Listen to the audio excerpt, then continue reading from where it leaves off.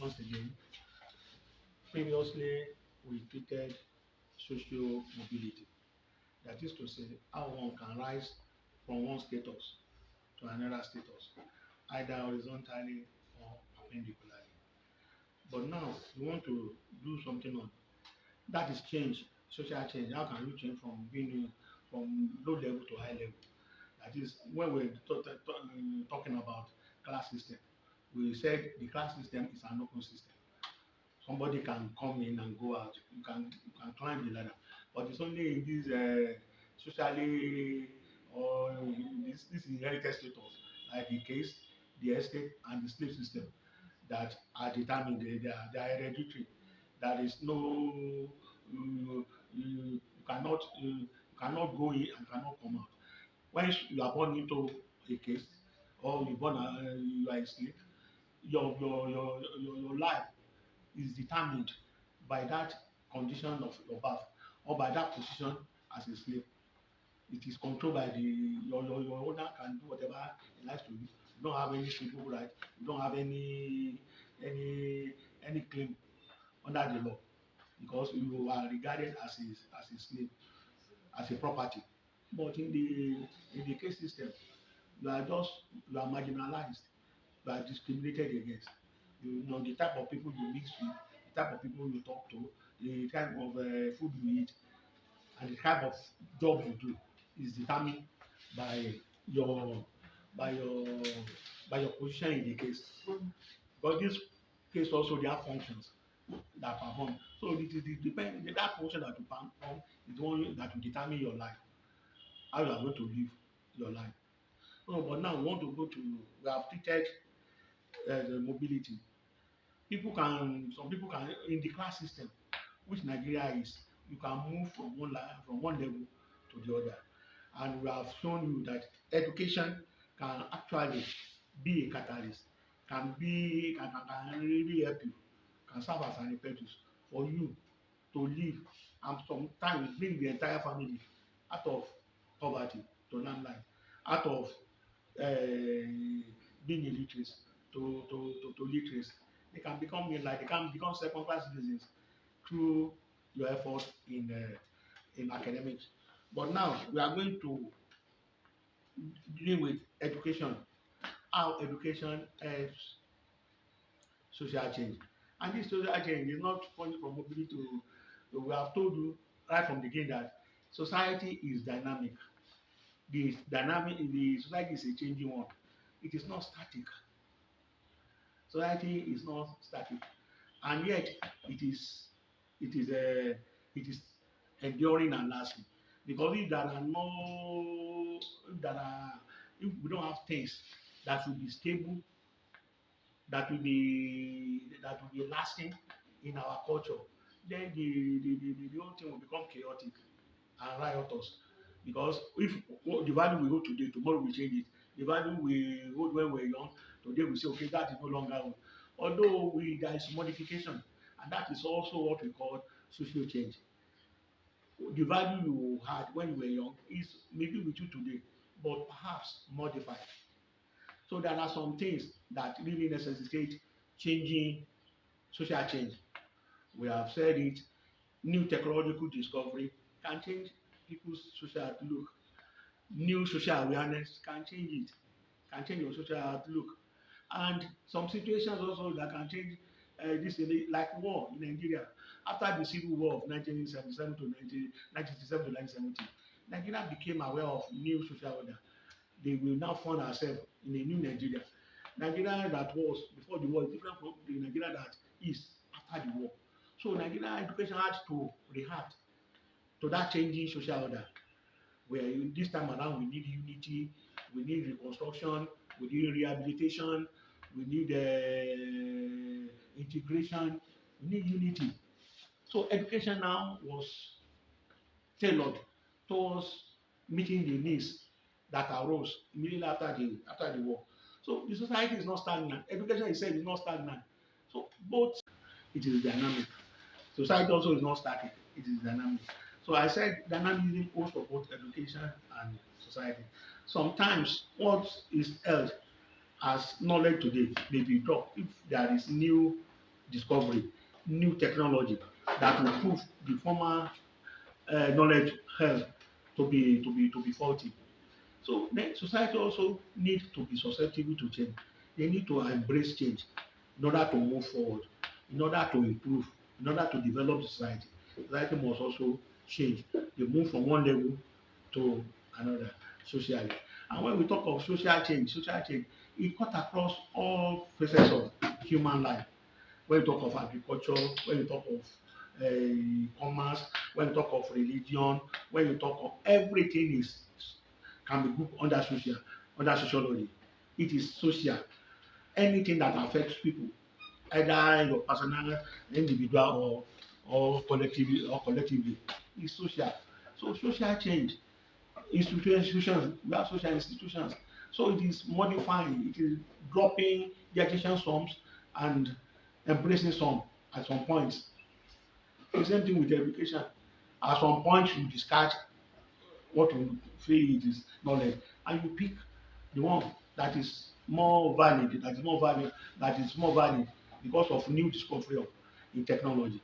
So social change is imperative. Social change is necessary, and it is the duty of the society. It is the concern of the society to accept change when that change is necessary. I'm saying necessary, not that any change that comes, you embrace it. So we are going to see, we have seen that the school in the society perform two major functions. If you mirror the society as it is, and it also serve as an agent of social change, and at the same time maintaining the ideal of that society. You see that of revolutionary and conservative rules of education in that statement I've just made as an agent of change. And we have two major methods of changing. We have the evolutionary change and the revolutionary change. Evolution, it comes gradually. That is why education is a subtle way of inculcating into the recipients the the the the new ideology or the desirable behavior or desirable attitude into the recipient. So education is that's when we evolve from learn they will evolve gradually. And when education takes place, there will be no need for revolution. Revolution is the sudden and the urgent change that is needed. But education is gradual but consistent and result oriented. And that is why the society now will lack uh, a good structure because education supposed to have carved the students morally right from elementary school. Now all these social malice that pervade the polity, the society, it was because they don't the Nigeria failed to plan for moral education. And as I said earlier on this lecture that every education is moral and every moral is social. So every ethics is social. So social change is in the behavior, in the technology, in the mindset, is the totality of life. It pervades the totality of life. So people must not remain stagnant. We grow every day, we learn every day, and we must imbibe and we must employ, we must translate what we learn into practice politically, socially, economically, and in the dispensation of justice. We should all do, we should be good, we should be just and righteous. That's what I mean with dispensation of justice. That is, we must be just. So education has done a great deal for us in terms of transforming us, in terms of reforming the human being, in terms of developing our environment. Education has done a great deal. So we will now see what education has done in Nigerian context in order to transform ourselves and our institutions. So Nigeria education Education in Nigeria aims at cultural stability, solidarity, and integration. We are well immediately after the war, the second military plan. They now plan in order to correct the failure of uh, of European education system. So what is they do was to in order to Nigerianize, in order to indigenize our education. The aim of education now changed. So the education now is aimed at cultural stability. Our culture should be stable and it should be solid, and the Nigeria should be well integrated. We should not be seeing ourselves. There should be no distinction. There should be no division. There should be no Hausa, no Igbo, no this. We should also see ourselves as a whole, as parts that form a whole, as parts that form Nigeria, which is the whole. So Nigeria education has given us that knowledge. Besides, education is knowledge is virtue and ignorance is vice. No, education has given us has healed us from diseases of vice. Because if you are ignorant, you don't see beyond your noses. You cannot you cannot you cannot you cannot you cannot relate favorably with people of any class that you meet. You cannot act well during the time of peace. You cannot act well during the time of war. So an educated man is an ideal man in African belief. An educated man is an ideal man. He's a man who embodies all the virtues, whom all the virtues have been cited. So without education now in Nigeria, we may not we may not be behaving, we may not be behaving reasonably, because education nurtures the mind. Education nurtures the mind to conform to societal norms. So without education, people may be behaving as they please, because there is nothing to tell them to adjust their conscience, to adjust the inner man, to judge. And with the intellect is meant for judge. That is the oracle of the heart in the African traditional religion. Something that tells you when you do something wrong and when you do something right.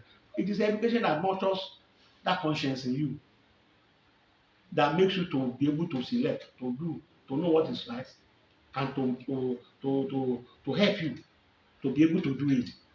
So a teacher is not just an onlooker, he teaches a child morality and help him to conform and develop in that child the will to do to conform to that morality. Education has improved our environment. Our if you go to urban center, education trained personnel, which are all these town planners, all these estate managers, all these engineers, architects. They are the product of Nigerian education. And if you go to Kano, go to Abuja, go to Lagos, go to Port Harcourt, you will see how education has helped us to achieve that urbanization, how everything has been arranged, how they have been organized. Besides that, education also has improved our health.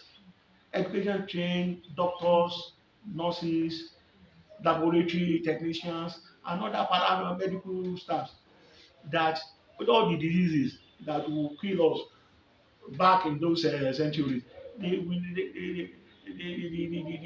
infant mortality has been drastically reduced, and diseases have been education has given us where to how to they have been considerably eradicated.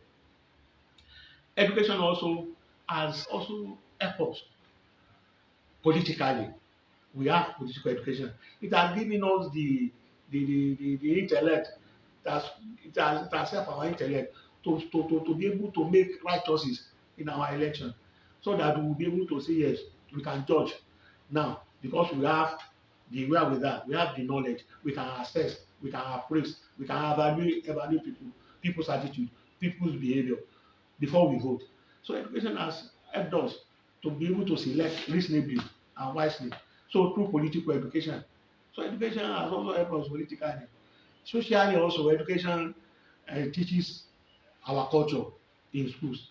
And like language, language is an integral part of our culture. Education teaches culture. We have theater, we have school of music, African music, African theatre, African drama. All those things they teach culture. That means education has helped us to promote our culture. It has helped us to sustain our culture. So education in Nigeria is a factor to reckon with in our social change. So when we talk of civilization, all these technological advancement. When you talk, education is an agent of modernization. It's an agent of civilization. Our way, the way the clothing we put on, the kind of shoe we put on, the kind of house we live in, all the kind of transportation means we have, they are all products of the intellect, and the intellect brought about by our education attainment or achievement. So education has actually dominate our social scene, and it has actually improved our lives. It has improved our life. It has made, according to Socrates said, education is to make man a better citizen. Education has made us better citizens. It has not only built us, but it has given us something that is better, so that to make us better, not that because we have been equipped with knowledge. Because knowledge is the only stuff in trade for education. It teaches you knowledge. It gives you the knowledge, the technical know how to do things. But in your own very self, how your own health has improved, your own dressing has improved, your own perspective has improved, your outlook, your beliefs, your preferences, they have all changed by being an elite, by being educated, by you are now sophisticated, you are no longer ignorant. It has explained to you the nature around you, the universe. It has explained to you your relationship to the universe, whether the universe is your enemy or is friendly with you, whether you are part of the universe or you are not. Through some of these our philosophical propositions, we can identify ourselves, we know our place in the society, and we know our place in the entire universe. Thank you.